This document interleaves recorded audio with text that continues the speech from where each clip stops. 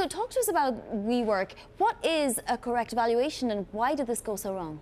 I think WeWork has fundamentally changed the way that people work. It's a great product, and at the right price, it's a great company. And SoftBank are really smart investors. They wouldn't have put this money in if they didn't think that there was a future for WeWork. I'll stay away from trying to determine what's the right valuation for it. It obviously wasn't 40 or 45 billion. But the company has a lot of headroom for growth and a lot of new markets for it to enter. So I'm fundamentally a believer that WeWork will be stronger a year from now than it is today.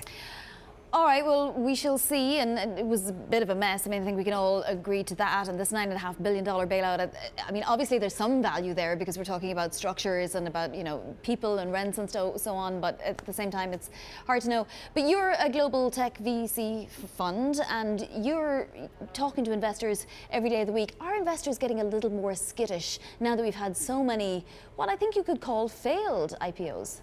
I think public markets really matter. It's only a small portion of tech companies exit in public markets, but we take our guidance from public markets, and I think we all know what public market investors want. They want profitability, they want recurring revenues, they want things that are signs of good, profitable businesses.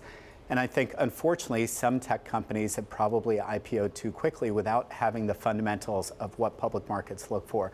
I am a believer, though, that many of these companies will get there and that they're still great investments today, even in public market prices, because ultimately these are companies that we use every single day. But what's funny, it's not just public market investors, right? It's also now management of companies that feel like they do have a product that has a great valuation.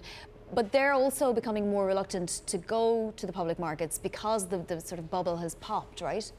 I think you're absolutely right. More and more entrepreneurs are rethinking public markets. The bubble has burst.